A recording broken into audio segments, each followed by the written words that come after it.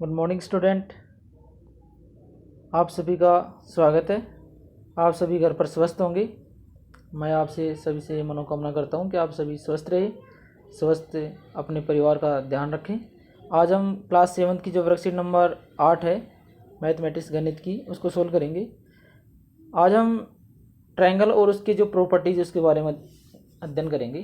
त्रिभुज और उसके गुण, कि एक ट्रायंगल क्या होता है, उसकी प्रॉपर्टी, उसके गुण धर्म है जो क्या होते हैं। देखो, सबसे पहले बच्चों इसके बारे में बताऊँ मैं आपको कि आपने क्लास 6 में भी 5 में भी त्रिभुज के बारे में सामने अध्ययन किया होगा कि दो त्रिभुज होते हैं, उनकी आकृति किस प्रकार होती है। हमने दैनिक जीवन में भी बहुत आकृति देखते हैं, हम बता देते हैं कि ये आकृति त्रिभुजाकार है। देखो, त्रिभुज की परिभाषा यहाँ से आती है कि मैं कौन हूँ। मैं होता हूँ प्राय झोंपड़ी की छत में पुलों को सहारा देता हुआ, माँ के सैंडविच में, मिस्र के पिरामिड में और राजा के क्राउन में। 3 असंरेखीय बिंदुओं जो एक ही रेखा पर न हो, ABC को कागज़ पर बनाइए और उन्हें जोड़े। आपको कौन सी आकृति मिली है। मतलब 3 असंरेखीय बिंदुओं से हम देखो मिलाएं। 3 असंरेखीय बिंदु वो होते हैं जो एक सीधी रेखा में स्थित नहीं हो। एक सीधी रेखा में स्थित नहीं हो मतलब एक ही रेखा पर स्थित न हो, वो एक असंरेखीय बिंदु कहलाते हैं। जैसे हमने एक बिंदु ए लिया, एक बिंदु सी लिया, एक बिंदु डी लिया, इन तीनों को मिला दिया, ये ए है, ये बी है, ये सी है, एक ही रेखा पर स्थित है, तो ये तो होंगे संरेखीय। अब है असंरेखीय, मतलब एक बिंदु हमने यहाँ से बी लिया, एक हमने ए लिया, एक ले लिया हमने बी, एक बिंदु ले लिया सी, इन तीनों को आपस में हम मिलाएंगे। तो इस प्रकार से 3 असंरेखीय बिंदुओं को मिलाने से जो आकृति प्राप्त होगी उसे ही हम त्रिभुज कहेंगे, ट्रायंगल कहेंगे। तो त्रिभुज वह 3 भुजाओं से घिरी हुई बंद सरल आकृति त्रिभुज कहलाती है। 3 भुजाओं या रेखाखंडों से घिरी हुई बंद सरल आकृति त्रिभुज कहलाती है। त्रिभुज के अंदर 3 शीर्ष होते हैं ABC, 3 ही एंगल होते हैं ABC, और हम त्रिभुज को भुजाओं के आधार पर और कोणों के आधार पर विभाजित कर सकते हैं। कोणों के आधार पर ये 3 प्रकार होते हैं: न्यून कोण त्रिभुज, अधिक कोण त्रिभुज और समकोण त्रिभुज। और भुजाओं के आधार पर कह सकते हैं हम समबाहु त्रिभुज, जिसमें तीनों भुजा बराबर होती है, विषमबाहु त्रिभुज जिसमें तीनों भुजा असमान होती है, और समद्विबाहु त्रिभुज जिसमें 2 भुजा बराबर होती है, वो समद्विबाहु त्रिभुज कहलाते हैं।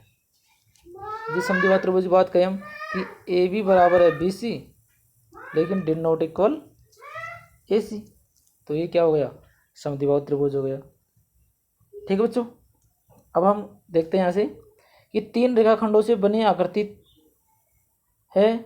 भुजा AB BC CA, शीर्ष ABC, कोण A, कोण B, कोण C। तो मैंने अब आपको अभी बताया कि एक त्रिभुज में 3 शीर्ष होते हैं A, B और C। ये 3 शीर्ष है और 3 रेखाखंडों से बनी है। एक रेखाखंड AB है, एक BC है, एक CA है। तो AB, BC और CA 3 भुजा है, और शीर्ष ABC है और कोण A को बोलेंगे हम एंगल A या एंगल BAC या एंगल CAB। जिस बिंदु या जिस शीर्ष पर एंगल कोण बन रहा है वो हमेशा बीच में आता है, ये ध्यान रखना बच्चों। एंगल का निर्माण कब होता है, कोण का निर्माण कब होता है, जब आपने पहले एग्जाम पढ़ा होगा कि एंगल का निर्माण जब होता है जब 2 किरण है, जब 2 रेखाखंड है जो किसी एक बिंदु पर कटती है, मतलब एक रेखाखंड दूसरे रेखाखंड के सापेक्ष कितना झुकाव है वो उसका कोण कहलाता है। जैसे हमने कहा कि एक रेखाखंड ये हो गया, अब इस रेखाखंड, ये रेखाखंड है, इस रेखाखंड के सापेक्ष कितना ऊपर झुकाव हुआ है, कितना ऊपर उठा हुआ है, तो ये इसका थीटा है जो इसका कोण कहलाएगा। अब यदि ये A है, ये B है, ये C है, तो इसको कहेंगे एंगल ABC, या एंगल इधर से भी ले सकते हैं हम C, एंगल CACBA। जब भी हम D से एंगल को नापते हैं तो हम आधार के ऊपर D को रखते हैं, आधार के ऊपर D को रखेंगे। इस प्रकार यदि ये आधार है तो हम इस आधार पर D को रखेंगे, और मध्य बिंदु जिस बिंदु पर कोण बन रहा है उसको हम 0 पर लेके रहेंगे यहाँ से। तो डी को हम इस प्रकार रखेंगे, तो जिस आकृति से इसको हम देखेंगे कितने नंबर पर गिरा हुआ है। जैसे हम देखते हैं कि इस प्रकार से अपना एक डी होता है, इस प्रकार से डी बना होता है, ठीक है। अजय देखो, अब हमने एक आकृति बनी हुई है इस प्रकार से एक एंगल बना हुआ है, इसका नाम है ए बी सी, ठीक है। तो हम क्या करेंगे, इस डी को यहाँ से उठाएंगे, ये 0 यहाँ से, तो इस शीर्ष को यहाँ लेके आएंगे हम, तो इसको यहाँ से इस प्रकार से लेके आएंगे, ठीक है। अब हम काउंट करेंगे, इधर से ये आधार हो गया। अभी देखेंगे कि ये डी है जो कितनी चल रहा है, यहाँ पर जितना नंबर होगा वही इसका एंगल होगा, वही इसका थीटा होगा, ठीक है बच्चों। तो हमने ज्ञात किया कि त्रिभुज के अंदर 3 शीर्ष होते हैं, 3 भुजा होती है, 3 कोण होते हैं। कोणों के आधार पर त्रिभुज 3 प्रकार के होते हैं। न्यून कोण त्रिभुज, जिसमें सभी कोण 90 डिग्री से कम हो, न्यून कोण त्रिभुज होगा। अधिक कोण त्रिभुज, जिस त्रिभुज में एक कोण 90 डिग्री से अधिक और 180 डिग्री से कम हो, वह अधिक कोण त्रिभुज होगा। और जिस त्रिभुज में एक कोण 90 डिग्री का हो, वह समकोण त्रिभुज होगा, ठीक है। और समबाहु भुजाओं के आधार पर समबाहु त्रिभुज, जिसकी तीनों भुजा बराबर होती है, वो समबाहु त्रिभुज होगा। विषमबाहु त्रिभुज, जिसकी तीनों भुजा तीनों साइड से है जो असमान हो, तो वह विषमबाहु त्रिभुज होगा। और समद्विबाहु त्रिभुज, जिसकी 2 भुजा बराबर हो, वो समद्विबाहु त्रिभुज होगा। देखो माध्यिका, अगला टॉपिक आता है अपना माध्यिका।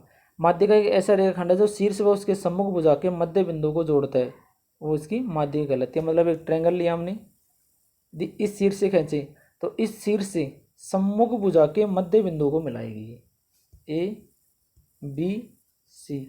अब कहेंगे ए बी का सम्मुख, ए बी भुजा के सम्मुख शीर्ष कौन सा है, सी। तो एंगल सी के सम्मुख भुजा कौन सी हो गई, ए बी। एंगल बी के सम्मुख भुजा ए सी, एंगल सी के सम्मुख भुजा ए बी, एंगल ए के सम्मुख भुजा बी सी। तो माध्यिका होती है जो क्या होता है कि शीर्ष और उसके सम्मुख भुजा को मध्य बिंदु से जोड़ता है। मतलब शीर्ष कोई भी 2 समान भागों में, शीर्ष पर जितना एंगल बन रहा है वो भी 2 समान भागों में होगा, और जो सामने की भुजा होती है उसको भी वो 2 समान भागों में डिवाइड करते हैं, ठीक है बच्चों। देखो आगे हम कह सकते हैं कि ट्रायंगल ए बी सी में कोण ए से सम्मुख भुजा बी सी पर एक समद्विबाहु बिंदु डी है, तो हम कह सकते हैं कि बी डी बराबर होगा डी सी, क्योंकि ए डी ट्रायंगल त्रिभुज ए बी सी की माध्यिका है, मीडियन है, ठीक है बच्चों। अब देखो इसमें दिया हुआ है कि ट्रायंगल ए बी सी में ए डी इसकी माध्यिका है, ए बी सी में बी इसकी माध्यिका है, ए बी सी में सी एफ इसकी माध्यिका है, ठीक है। क्योंकि सी एफ है जो ए बी को 2 समान भागों में विभाजित कर रही है, तो हम कह सकते हैं कि ए एफ बराबर होगा बी एफ। और एंगल सी को सी एफ 2 समान भागों में विभाजित कर रही है, 2 समान भागों में इसको बाइसेक्टर कर रही है, तो हम कह सकते हैं कि सी एफ इसकी माध्यिका होगी। शीर्ष लंब त्रिभुज के एक शीर्ष से उसके सम्मुख भुजा पर खींचा गया लंब रेखाखंड शीर्ष लंब कहलाता है।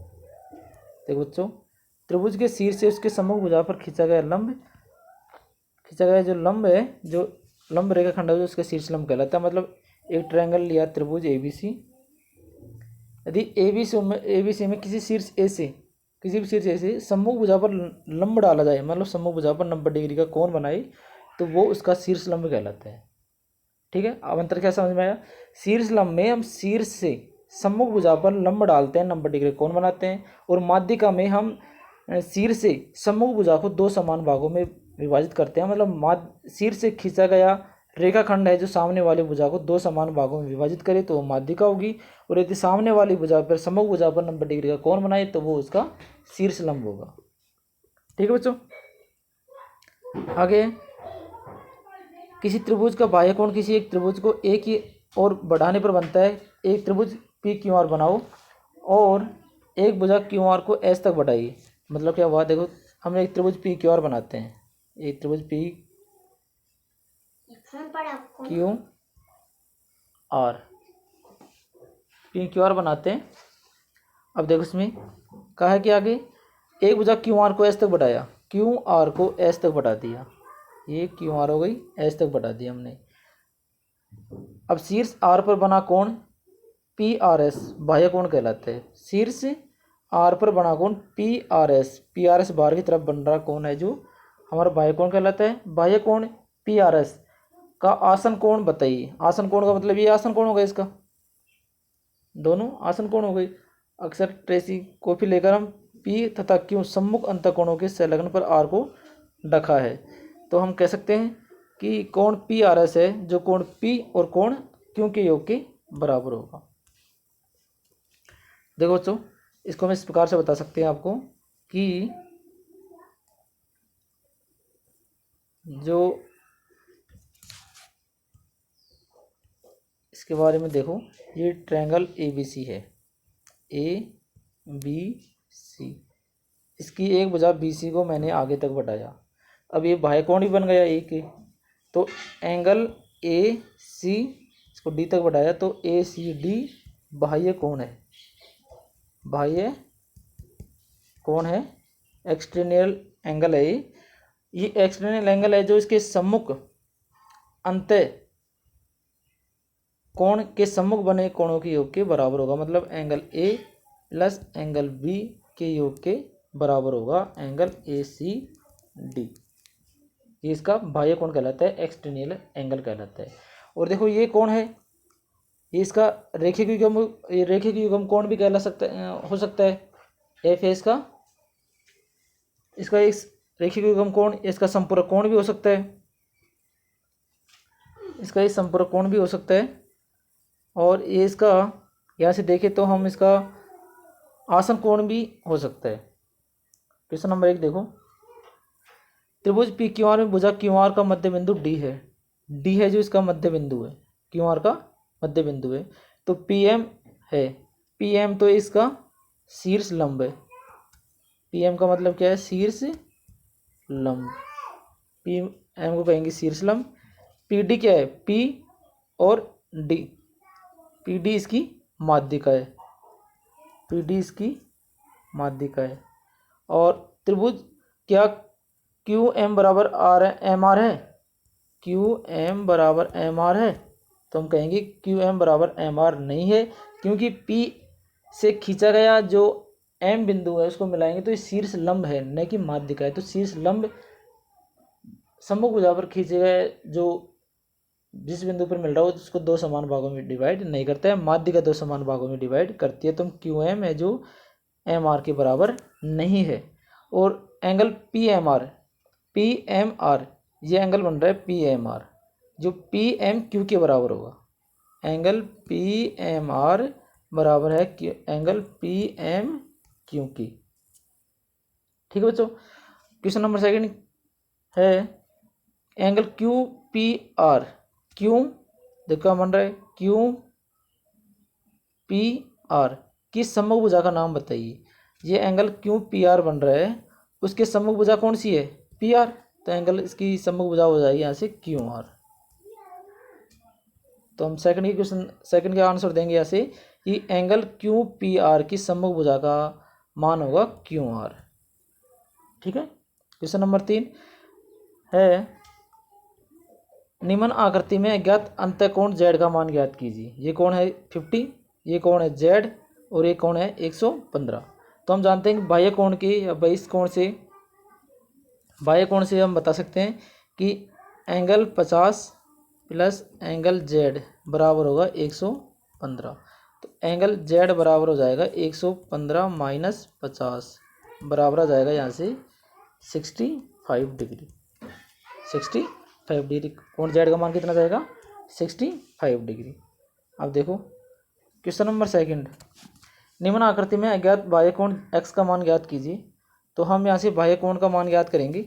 हम जानते हैं किसी त्रिभुज में एक भुजा को आगे बढ़ाएं तो उस भुजा पर बना हुआ एंगल है, कोण है, उसके आसन कोण के जस्ट सामने के कोणों के योग के बराबर होगा। तो हम x का मान ज्ञात करिए, एंगल x बराबर होगा यहाँ से 50 प्लस 70 बराबर 120 डिग्री, 120 डिग्री।